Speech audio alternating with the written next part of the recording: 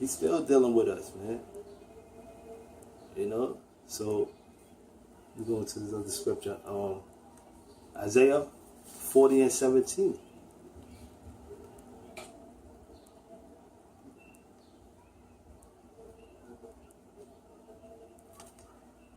All nations before him are as nothing, and they are counted to him less than nothing and vanity. So that's a real racist statement right there. The Lord said all these other nations are counted to him as nothing.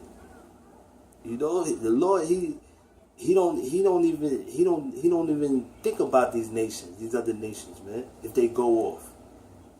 But you so-called blacks, Hispanics, and Native Americans, man, he thinks about it. Every time when you do and you go off, he thinks about that. He don't care about these other nations, man. You know? And to back that scripture up, go in Apocrypha, 2nd Esdras, the 6th chapter. Okay? 6:54. And after these, Adam also, which was the first creation, not the first creation, but as far as the on earth, you know what I mean?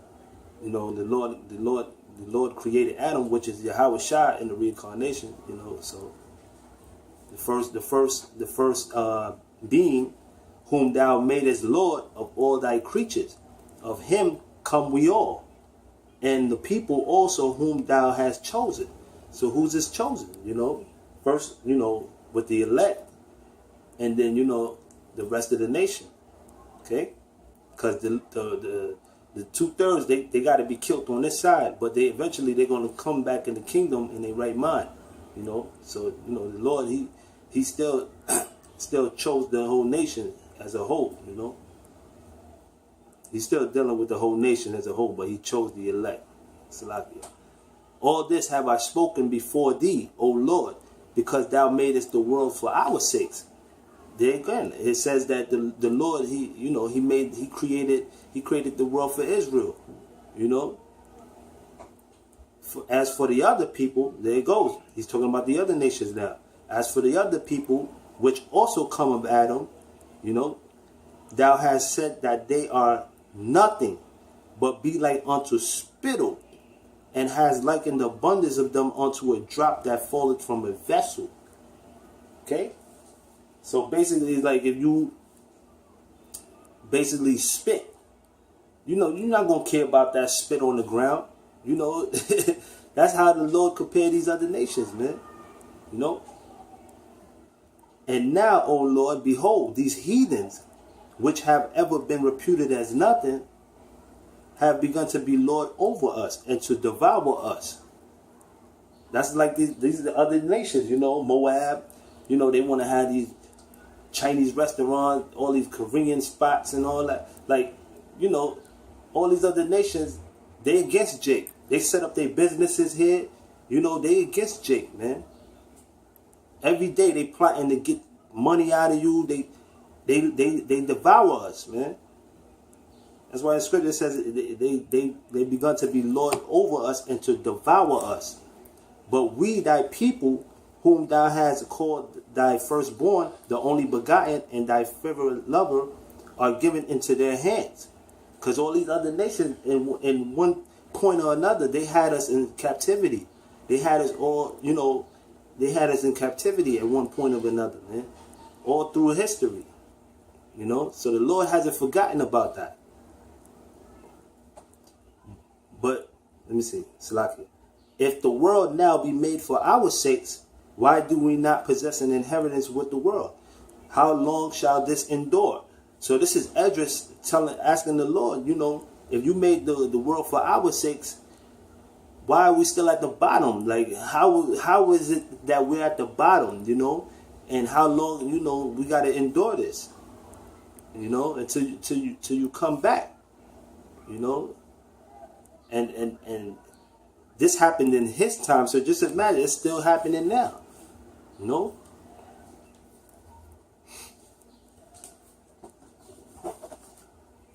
Go to John the 4th chapter. Let me see. 4th chapter. Start at the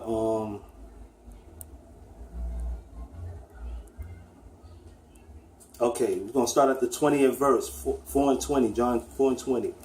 Our fathers worshipped in this mountain, and ye say that in Jerusalem, in the place where men ought to worship. Yahushua said unto her, Woman, believe me, the hour cometh when ye shall neither in this mountain nor yet at Jerusalem worship the Father. Ye worship ye not what? We know what we worship, for salvation is of the Jews. So this is Yahushua. He's speaking to the woman at the well, the Samaritan woman. He's telling her that, that salvation is only for certain people. It's for the Jews, And of course, she was probably hurt by that saying, but the Lord, his whole mission was to come to save Israel, starting with the elect first, So let me go into because you got these people that they say that the Lord, he came for the whole world, but he came for the what world though? He came for the world of Israel. He didn't come for everybody to save everyone. He came for the nation of Israel.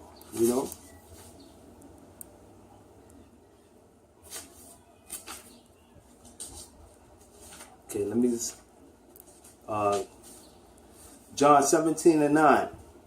I pray for them. I pray not for the world. But the Lord said, that people say, oh, the Lord came back for everybody. But right here it says that I pray for them. I pray not for the world, but for them which thou hast given me, for that they are thine. Okay? So that cuts John 3:16 right there. Okay? I got another scripture for that.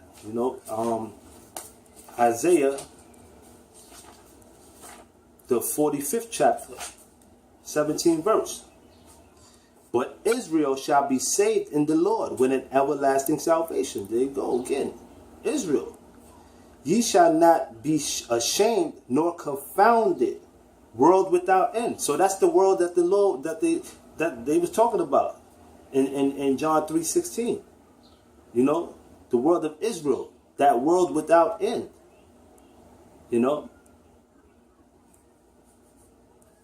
Okay, so with that, let me get one more scripture. And that's it. Revelation, the 21st chapter. Okay. Let me see. 12th verse. And 12th verse.